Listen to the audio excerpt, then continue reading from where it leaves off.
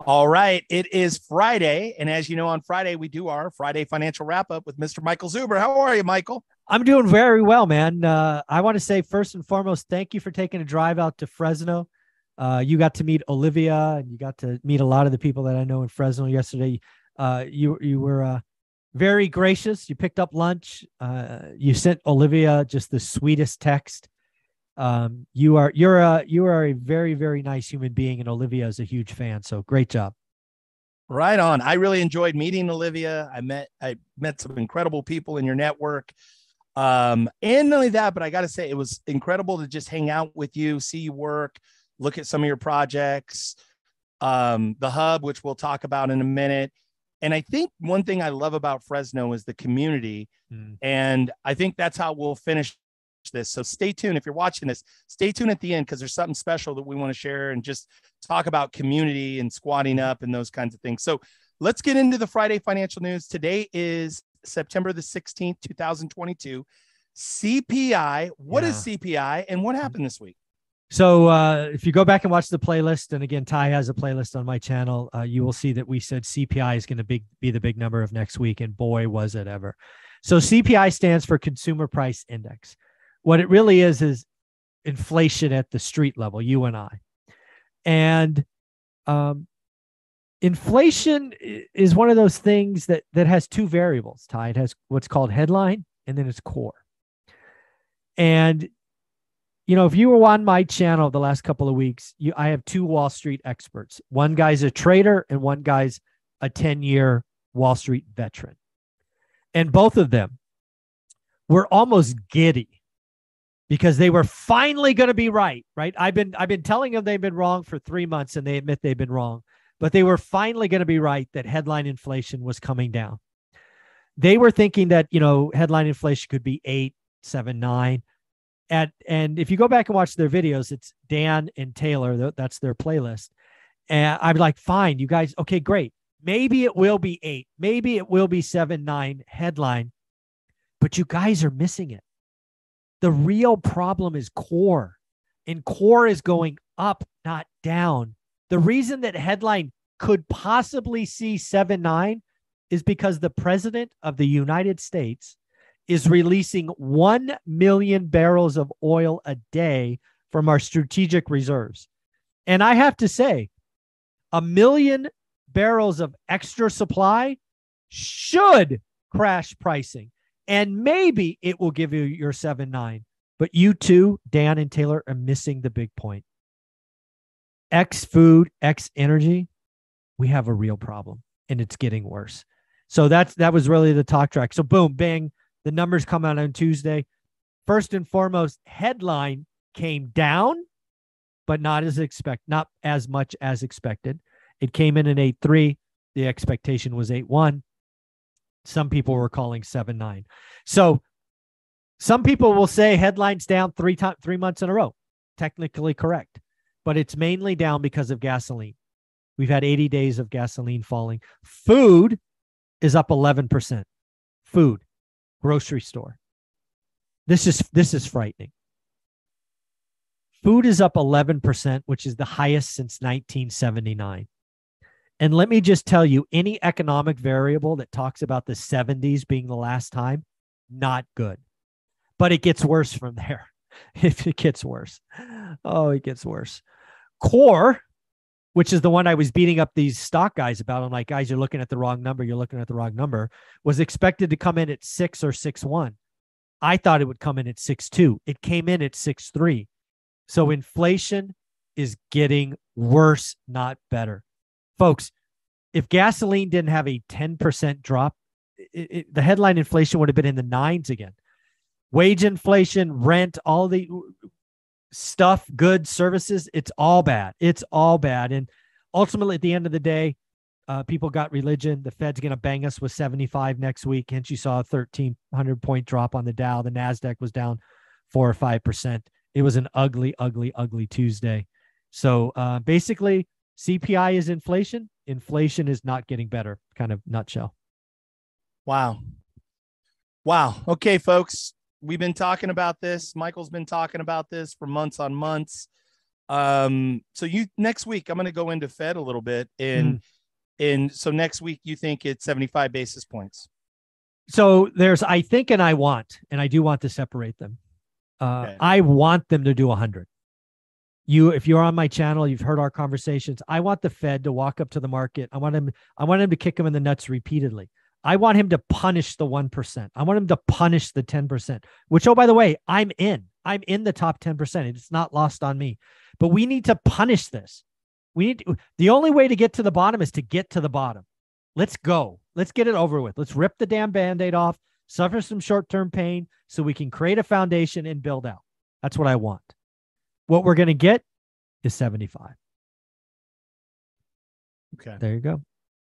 And really, I want to connect the dots here for the viewer or for the listener, in that when Michael's saying this in terms of ripping the Band-Aid off, it's like the 100 basis points, 1% on the Fed rate potentially is where they can get ahead of the inflation. Yeah, that for sure. And more importantly, right now, the Fed needs to shock the market.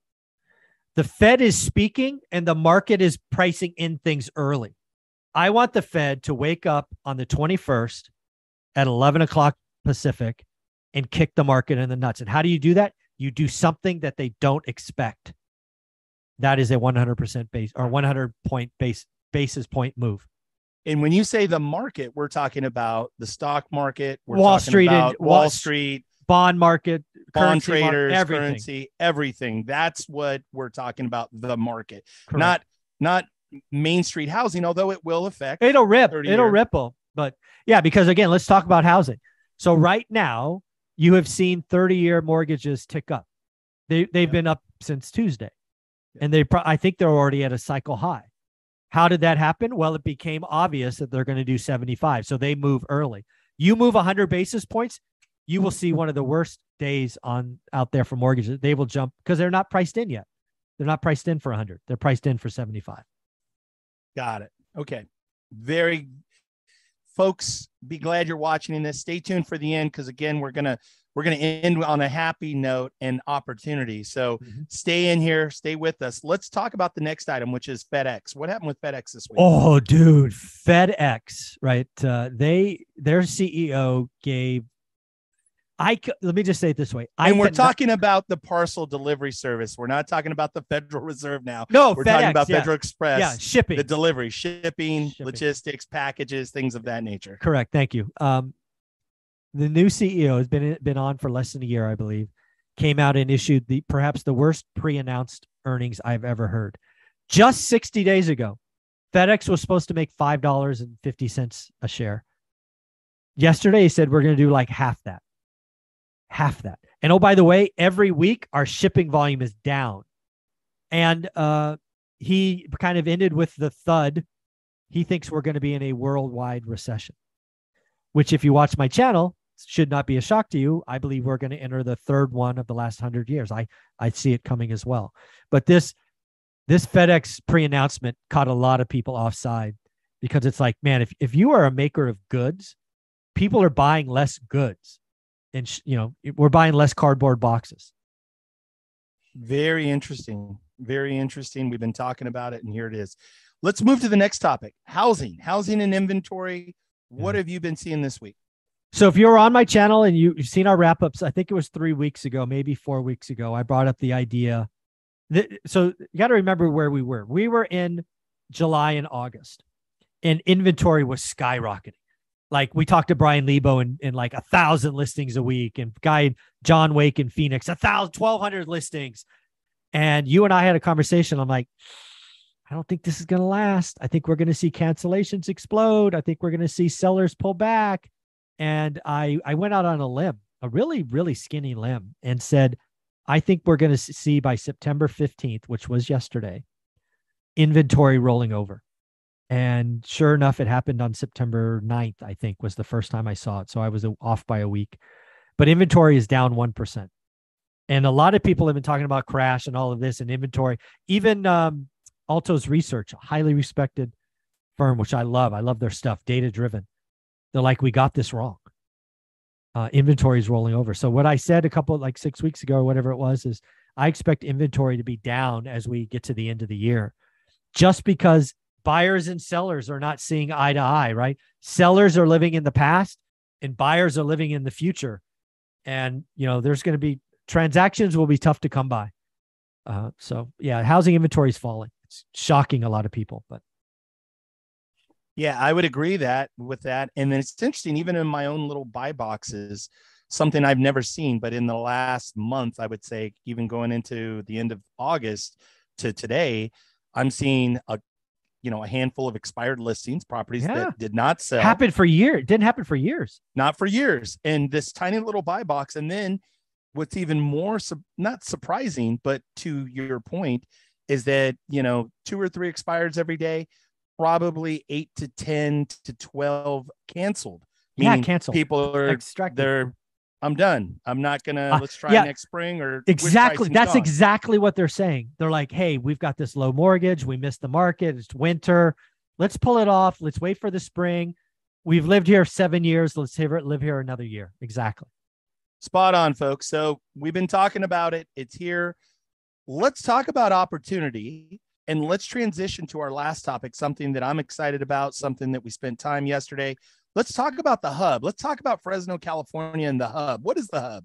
Yeah, so the Hub is an office building that I purchased years ago, and I had a plan to make it a beehive of activity or a hub of activity. For a couple of years, it was essentially full of wholesalers. That market is drying up, right? It's not as easy as it used to be. And this is going to give me an opportunity to really bring about what I want. So my vision for the Hub, and again, I'm going to have a call with the Hub every 9 a.m. on my channel so people will see this vision grow. We've already had 2 or 3 weeks. My vision is we start the Hub call with how many people we helped. That's how this call is supposed to start. Again, help means just help, answer questions, mentor, help somebody who's behind on payments or needs a VA loan or an FHA loan or first-time buyer, whatever we can do to help. That's the vision. I want to staff it with people that have that mindset. So for example, we already have a couple of guys in there. Shout out Stratton, Adam, and Carlos. And we have our first agent joining, Patrick. He joined last week, but he'll be announced Monday. He's going to be the FHA guy, right? First time home buyers. I want to put somebody in there that does house hacking. I want to put somebody that's in VA. But most importantly, the most important kind of cherry on top is I wanted Ty's team there. Right. You and I did this back to back in Southern California, talking about creative financing, and it just hit home. And I'm like, Ty's got a license for the state. That's how brokers are licensed. And my whole vision was to, frankly, get you to step up going, you know what? I'm going to put a couple of guys on my team. Michael's going to give me the space, so I'll take it. Totally get it. It's fine. And we're going to do something. And we're going to come at this from the mindset. It is not lost on me that the more people will help, there will be some opportunity to make money. I think we help hundreds and we get pennies, totally fine. But yeah, I think there's something special there. I've ignored it because I haven't been to Fresno for 2 years. I went yesterday for the first time, and I'm going to make it a mission. I want to be known for the Hub more than I'm known for my book, more than I'm known for my YouTube channel, which is saying something.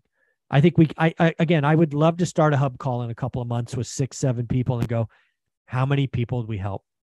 That's how I'm going to track success. So it's pretty cool. Yeah, I love it. And I got to say thank you to you and to Olivia for having me out. And I really enjoyed. So yesterday, Thursday, today's Friday, we spent the entire day in Fresno. And I've got to say what's unique, there's a couple of things that I really love for the audience. I want them to really connect with this. I love Fresno. It's right smack dab in the middle of the state. So it's interesting from a standpoint of, we talked about doing a live event, maybe doing quarterly live events in the future, free events or almost free, something that's just incredible value for real estate investors, as well as the idea of hybrid investors and agents coming together, collaborating. And I see it so much so in that Fresno community with people like Stratton and Dean and Jason and Michael and Adam and so many great people in that marketplace. And so I'm 100% with you on this. And here's the beauty. So if anybody's still watching this and you're in Fresno, California, and you're an agent, a broker, or even a wholesaler, an investor, or even you have a full-time W-2 job, but you're looking to get in this business either as an agent, investor, or both, reach out to us because we want to connect with you. And one of the things is that for agents who are interested in coming to join me on a team to be a part of this Fresno venture that we're going to do with Michael, it's all community-based. But here's the beauty of it. You're going to get access to some of the best resources in terms of leads and agents and coaching from Michael, myself, access to us, as well as my network of people like Adrian and Thatch and, you know, everything that we're doing, Stratton and, you know, all of the things that we're doing. We want to have a collaborative effort, and our focus is on community first. But we also know there's going to be a tremendous amount of opportunity to monetize, to make money together, all of that. But we're putting the community portion first. So, Michael, thoughts, closing thoughts on that? Yeah, I think there's a couple of things. I want to give a shout out to Pace Morby, right? The Squad Up community. 100%. I think what Pace has done with the Sub 2 community, the Squad Up community, the mindset of service first is not done enough. A lot of the folks out there are, if I get paid, I'll help. I'm lucky enough to be in a situation where I can buy a building and fix it up and give this thing a shot. And I'm playing a different game. I'm playing for a legacy. So I'm gonna go all in. I'm giving spots away. And again, it's just what I want to do. I want to start a call with, again, let's talk about Patrick, who's an agent that's going to be joining. I'm going to talk about how many people we help. How many people did you talk about first-time home buyers? How many how many this, that? And again, Patrick is no doubt going to sell some homes. Great. Patrick, you get paid. Wonderful. But the first question is going to be, how many people did we help? How many people had first-time home buyer? How many this? How many that? Oh, by the way, great. You got 3 listings and you got 2 sales. Awesome. But that's not where it starts. If you're going to come to my community, I will invest with you. I will give you, access to my channel as it grows. But we're going to talk about how many people we helped first. And I know that's how you think, how you roll. I saw it in Southern California up close and personal. So again, I meant it, what I said earlier. Getting you to come to the Fresno was a huge coup. I've had this vision for the last month that you're going to be the anchor tenant. And I know we see that we could do some things. I think we could do 10, 12, 20x what you're thinking. We just got to get a couple people to join the team, be a part of it, get the pipeline going, figure out what assets we need. Because again, for example, there's a phone number on the hub that I don't think anybody's checking. I have no interest in having my phone ring more than it does already, but plug it in, do whatever all that other stuff. I mean, there's so much stuff that I'm willing to spend money on to help people. So you're the anchor if you want it. I love it, folks. So if you're in Fresno, California, reach out to us, contact us, contact me, ty@tylg.com. Michael, thank you for all that you share and do. Folks, if you want more information about the hub, there will be a second video. You can find it here on Michael's channel as well. Thank you, Michael, for all that you do, brother. Have a great day. Thanks, buddy. Take care.